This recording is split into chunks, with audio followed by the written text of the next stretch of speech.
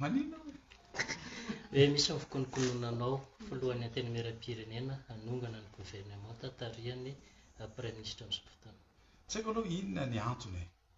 inona ny antony nahatonga an'io solombavambahoaka io izay azoko lazaina hoe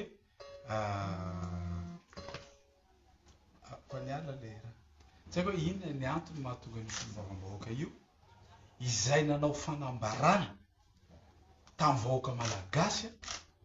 fa tsy mila an'io prime ministre ary tsy nanao sonia ao izy izy nanambara tamin'ny vahoaka malagasy izy tsy nanao sonia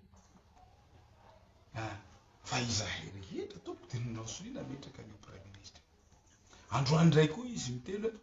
izahay nanao sonia indray koa no hanala azy ny ady zao lalàna ny anahy ny andraikitra nomena lam-panorenana anay ary ampanetsetena tokony ho lazako fa na isika vahoaka mahafantatra an'izay zavatra zany fa ity nanomboka nanomezan'ireo somavavahoaka fitokisana zay dia nanao ny asany araka ny voasoratra tao amina ram-panorenana mbola tsisy tamin'ny tantaran'ny firenena ho aho izany hoe teti-bolam-panjakana isina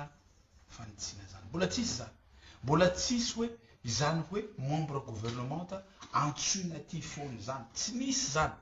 vita tamin'ity ary nipetraka nisana raha maso mbola tsisy hoe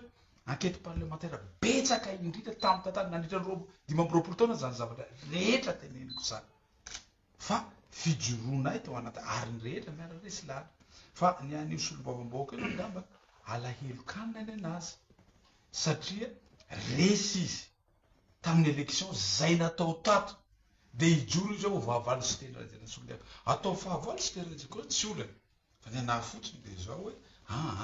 mbola tsisy zany tato anatin'ny intermédiaire-pirenena hoe fanangonana sonia